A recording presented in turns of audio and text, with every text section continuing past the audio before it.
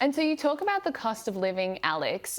Over the last 3 years under Labor, we have had the worst decline in living standards in the developed world, the worst decline in Australian history. You would think that the only question we would have to ask Australians is, do you feel better off than you did 3 years ago? And the answer from most people would be absolutely not. Yet now we're seeing Labor run this health medi-scare campaign and people seem to be buying it. So has there been some sort of living standard amnesia? Have we just forgotten the last 3 years? What's going on?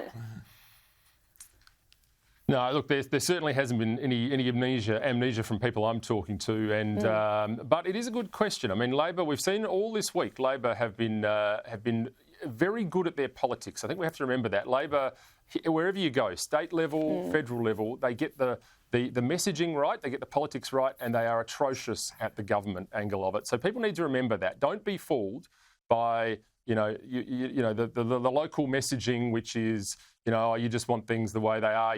Like people are being gaslit on this stuff. This is a government that's out telling you that your power prices are not a problem. They told us it was going to be $275 off your power bills. And of course, it's gone up something like 3 times. So people need to be conscious of that. There is an attempt, I think, to rewrite history, as you would expect out of a Labor government. And people, I have to say, haven't forgotten that message. They just need to, get to the line in the next 3 weeks, and we'll find that there are, I think, an increasing number of people whose focus comes back to that.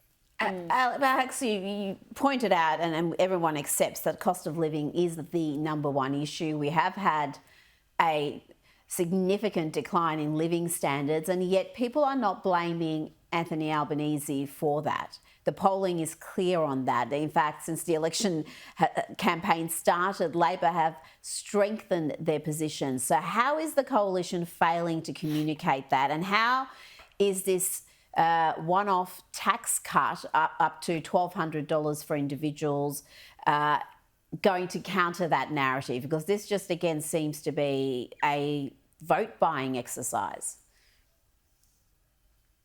Well, I think it highlights how difficult it is to knock off a first-term government. I mean, they have all the run on the media. They've, spent all the government advertising and spent the last 3 years telling us it's all right and that it's everyone else's fault. I mean, when you look at the press conferences the Prime Minister has, he says the words Peter Dutton about 70 times and then blames the last string of governments about 42 times. So we can't underestimate how difficult that is to face, particularly in opposition, because the media do want to hear from whoever the Prime Minister is at the time, and the opposition leader always faces an uphill battle.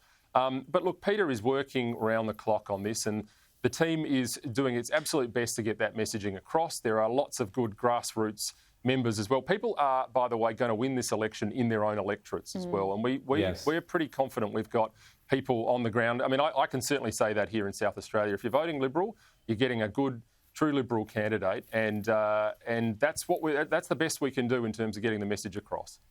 Well, as I say, Alex, I was thrilled when Anthony Albanese started criticising you as being some mad, crazy right-winger destroying the Liberal Party, blah, blah, blah.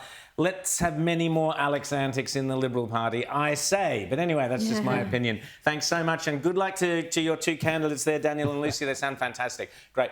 Alex Antic there, and top bloke there.